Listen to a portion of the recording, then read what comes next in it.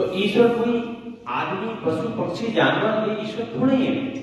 ईश्वर के बारे में अपने संत तुलसीदास जी ने कहा है कि गो गोचर जहां लंघन जाई सो समाया जान भाई। मतलब भगवान राम लक्ष्मण को समझा रहे हैं कि जो तुम इन आंखों से देख रहे हो, अब देखो यहाँ कई चीजें आपके सामने आ जाती हैं जो अपने को समझने की जरूरत है। जैसे माने जिसने दीक्षा ली है वो तुम लगभग समझ ही रहे होंगे, माने जिसने दीक्षा नहीं ली है, या बहुत से लोग दीक्षा लेने के बाद भी नहीं समझ पाते। मतलब जैसे अपने जैसे 20% लोग समझ रहे होंगे, लेकिन अपन को सभी को समझने की जरूरत है। जैसे हमने चौपाई जो पढ़ रहे हैं, ये इसका थोड़ा सा डिटेल अपन को समझना चाहिए, इसका विस्तृत पढ़ने की। गो गोचर जहां लगमन जाई सो समाया जान भाई। अच्छा जी, क्यों समझने की जरूरत है? अभी अपन ने देखा है, जैसे अभी ये अपना जो कुंभ चल रहा है, इसमें जो है ना अपने जो जिन्होंने दीक्षा ली है या सब कुछ जानते भी हैं, लगभग 80% लोगों के दिमाग में ये भरी हुई है कि कुंभ में जाना एक बहुत बड़ा महत्वपूर्ण कार्य है। मतलब यानी इससे अपने पाप निकल जाएंगे या इससे क्या मोक्ष मिलेगा, ऐसी भावना है। मतलब तो अपन सब कुछ बताने के बावजूद भी अपन ऐसा करते हैं, तो फिर अपनी ये गलती है, अपनी कमजोरी है। तो इसके विषय में अपन को पूरी तरह से समझना चाहिए। जो हम चौपाई पढ़ा है उसका डिटेल भी बताएंगे आपको। तो तुलसीदास जी का क्या मत है कि गो गोचर जहां लगमन जाई सो सब माया जाना भाई। देखो इसका अर्थ समझे। गो गोचर का मतलब होता है जो हम इन आंखों से देख रहे हैं, हम इन आंखों से देख रहे हैं और अपना जहां तक की मन जा रहा है। तुलसीदास जी क्या कह रहे हैं? गो गोचर जहां लगमन जाई सो सब माया जानो भाई। ये सब माया है जो हम आंखों से देख रहे हैं और हमारा जहां तक भी मन जा रहा है, जिस सब माया है। माया माने अस्थाई, परमात्मा स्थायी होता है, मतलब परमानेंट होता है। परमात्मा शाश्वत है, निरंतर है, और माया नाशवान। माया माने नाशवान, माया का एक बार नाश होगा, परमात्मा का कभी नाश नहीं होता। परमात्मा सदियों पहले था, अभी भी है, भविष्य में रहेगा। तो तुलसीदास जी का मतलब क्या है कि जो हम इन आंखों से देख रहे हैं और हमारा जहां तक भी मन जा रहा है, जिस माया, माया माने एक बार नाश होगा। प्रकृति विलास सृष्टि लय हुई, इस मतलब सृष्टि का कभी भी विलय हो सकता है, कभी भी परमात्मा संहार कर सकता है, कभी भी विलय कर सकता है, लेकिन परमात्मा का विलय नहीं होता। परमात्मा स्थायी है। और अपन एक बार बताया था, हमारे पूरी सृष्टि का, जैसे अपन सभी लोग बैठे हैं आज भारतवर्ष में, करोड़ों लोग हैं, मतलब 1 अरब 40 करोड़ लोग हैं।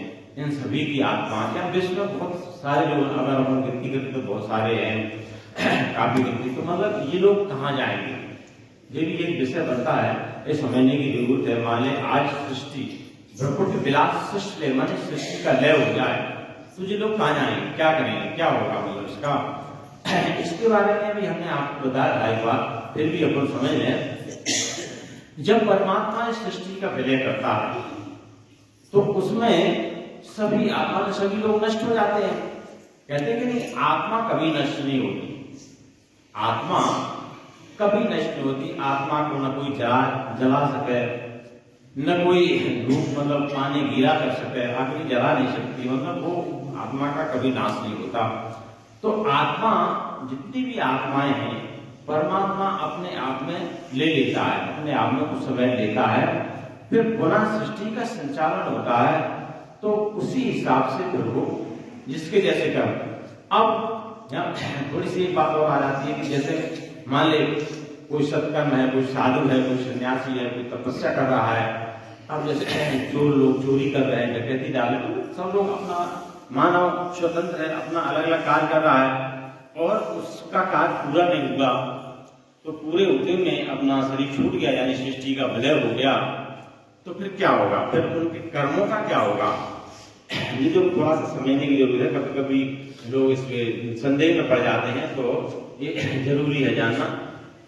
तो माने बीच में ही सृष्टि का यदि विलय हो गया, तो फिर उनके कर्मों का क्या होगा, तो वो क्या परमात्मा जो है ना अपने आप में पूरा समेट लेता है और समेटने के बाद पुनः निर्गमन करता है, यानी पुनः जैसे ही सृष्टि का संचालन होगा तो उन्होंने सृष्टि का संचालन किया तो उन्हीं आत्मा के साथ में जो भी मानव के जैसे जो कर्म लगे हुए हैं कर्मों के साथ में वो जन्म देता जाता है और उसी हिसाब से वो उसका पूरा कर्म आता है। जैसे मान ले किसी ने सत्कर्म किए हैं, माने के लिए सत्कर्म किए तो उसको तो सत्कर्म जैसा फल मिलना चाहिए, सुख मिलना चाहिए। माने चोरी जिसने की है तो उसको दंड मिलना चाहिए। इस तरह से जिसके जो भी कर्म है उसी कर्म के अनुसार वो पुनः जन्म ले लेता है मतलब और उसका पूरा कर्म आ जाता है। तो जी समझने का विषय जो हुआ कि परमात्मा आत्मा को समेट लेता है और पुनः निर्गमन करके उस सृष्टि का जैसे ही जन्म संचालन करता है और सृष्टि का निर्माण करता है, तो निर्माण करते करके जिसका जहाँ जन्म हुआ, जिसका जब समय हुआ उसी समय देता जाता है और कर्म भी उसके जो पुराने शेष बचे थे वो साथ में रहते हैं और वो भी कर्मों के साथ अपना लेके आता है। जैसे अपने पुराने संस्कार होते हैं, पुराने जब पैदा होते हैं तो पुराने संस्कार अपने साथ में लेके आते हैं। ऐसे ही जब सृष्टि का यदि निर्माण होगा तो वो सारे संस्कार साथ में आ जाते हैं। तो अपन ये चर्चा कर रहे थे कि गो गोचर ध्यान बन जाई शुभ समाया जानो भाई, मतलब हम इन आंखों से जो भी कुछ अपन देख रहे हैं माया है ईश्वर। अब माया का नाश होता है, समय भी बताया, और परमात्मा का कभी नाश नहीं होता। अब यहाँ अपन को समझने की जरूरत है, अपना मुख्य उद्देश्य परमात्मा को जानना है और अपने जन्म बनाना है। जैसे तुलसीदास ने चौपाई लिखी कि अस विचार जो परम सयाने भजय मोय संस्कृति दुख जाने, मतलब वे लोग परम सयाने हैं यानी परम चतुर हैं। कौन से चतुर हैं? कि भजय मोय संस्कृति दुख जाने। संस्कृति का मतलब होता है जन्म मरण। जन्म मरण में क्या कष्ट है, जन्म मरण को कष्ट को देख करके मेरा भजन करते हैं, ऐसा तुलसीदास जी कह रहे हैं। तो संस्कृति में क्या कष्ट है, जन्म मरण में क्या कष्ट है, ये अपन को जानने की जरूरत है। देखो जन्म मरण के बारे में अपन ने बताया तो मृत्यु आदमी की होती है, जब मृत्यु होती है तो यदि अपन ने परमात्मा को नहीं जाना, यदि अपन ने परमात्मा को नहीं जाना तो मृत्यु के समय कष्ट होता है। जैसे शैलोबाई लिखती है कि शैलो मृत्यु के समय पीड़ा हुई अपार बिच्छू 1000 जो डंक देने के बाद, मतलब जब आदमी का शरीर छूटता है तो भारी कष्ट होता है। लेकिन कब, यदि उन्होंने परमात्मा को नहीं जाना तो कष्ट होता है। और कष्ट कब नहीं होता है कि सुमन मार जब कंठ पे गिरत न जाने नाम, माने यानी अपन ने परमात्मा को जान लिया और परमात्मा का ध्यान करके कहीं अपना शरीर छूटा तो अपने को पता नहीं लगता कि अपना कब शरीर छूटता है। जैसे हाथी के गले में आप माला डाल रहे और हाथी को ये पता ही नहीं लगे कि माला कब चली जाए, कब निकल जाती है, ऐसे शरीर छूट जाता है। तो ये मानी मरण, जन्म मरण। और जन्म, अब जैसे जन्म का भी अपन समझ लें थोड़ा सा कि जन्मने में ये क्या कष्ट है। जन्मने में वैसे तो जब अपन माँ के गर्भ में रहते हैं, जैसे अपने एक बार बताया था, लेकिन फिर भी कुछ नए लोग भी हैं तो वो भी उनको भी समझ में आ जाएगा कि जैसे अपन माँ के गर्भ में थे, बहुत से लोगों का मत क्या है कि बालक जब गर्भ में रहता है, जब गर्भ में रहता है तो लोग कहते हैं कि भैया मुझे कहता है कि भाई हमें बाहर निकालो, और परमात्मा से निवेदन करता है, वो बड़ा नरक में रहता है। ये सब गलत बात है, ऐसा कुछ नहीं है। बालक जब गर्भ में रहता है तब बड़े आनंद में रहता है, वो परमात्मा का ध्यान करते हुए रहता है। तो गर्भावस्था में उसे कोई कष्ट नहीं है, मतलब पूर्ण सुख में रहता है। जब वो बाहर पैदा होता है, तुलसीदास ने क्या लिखा कि भूमि गिरत बा ढावर पानी और जन जीवन माया लिपटानी, यानी जैसे वो जन्म लेता है, इस पानी ऊपर से तो निर्मल आता है, नीचे जैसे जमीन में आते ही वो मैला हो जाता है। ऐसे बालक जब पैदा होने के बाद है ना, जब पैदा हो जाता है, अब जन्मने का थोड़ा सा कष्ट अपन को जान लेना चाहिए कि यदि मान लें अपने पुराने संस्कार अपन अच्छे लेके नहीं आए, तो अपन किसी एक गरीब आदमी के यहाँ जन्म ले लिया अपने, जिसे भोजन खाने को नहीं है, मतलब कुछ भी नहीं है, तो ये जन्मने का कष्ट ही है। और अपन किसी अच्छे संस्कार लेके आए कि कभी ऐसे राजा महाराजा के यहाँ जन्म ले, जहाँ सारी सुविधाएं हों, मतलब न कोई धन की कमी, न वाहन की कमी, न किसी बात की कोई कमी नहीं। तो ये आपको जन्म और मरण के बारे में आपको समझ में आया होगा कि अपना जन्म ही इतना अच्छा होना चाहिए किसी महान पुरुषों के यहाँ। जो होगा कब? जब अपन परमात्मा को जानेंगे, और परमात्मा को नहीं जानेंगे तो अपन जैसा होगा, जो जैसा कर्म करेंगे वैसा ही फल मिलेगा, और किसी गरीब के यहाँ जब मिलेगा। इसलिए परमात्मा को अपन को जानना चाहिए।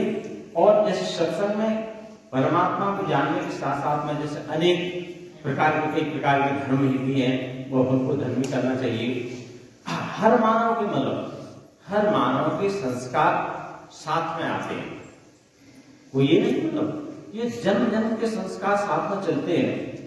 और जैसे भीष्म पितामह के 101 जन्म के साथ में थे, तो वो नहीं जान पाए थे, यानी मुझे कह रहे थे कि भाई हमारे जो है ना, हमारे 100 जन्म बीत गए और 100 जन्म में हमने कोई पाप नहीं किया, तो हमें ये किस जन्म का पाप भोगना पड़ रहा है।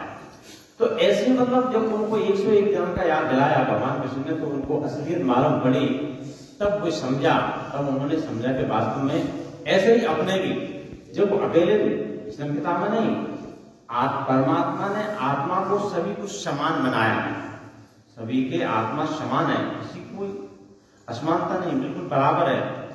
अब कर्म के अनुसार छोटे बड़े हो जाते हैं, ज्ञानी अज्ञानी हो जाते हैं, केवल कर्म के अनुसार। तो परमात्मा ने सबको समान बनाया, और जब जैसा संयोग, हम आपको एक उदाहरण ले लेते हैं इस आत्मज्ञान के संबंध में, एक थोड़ा सा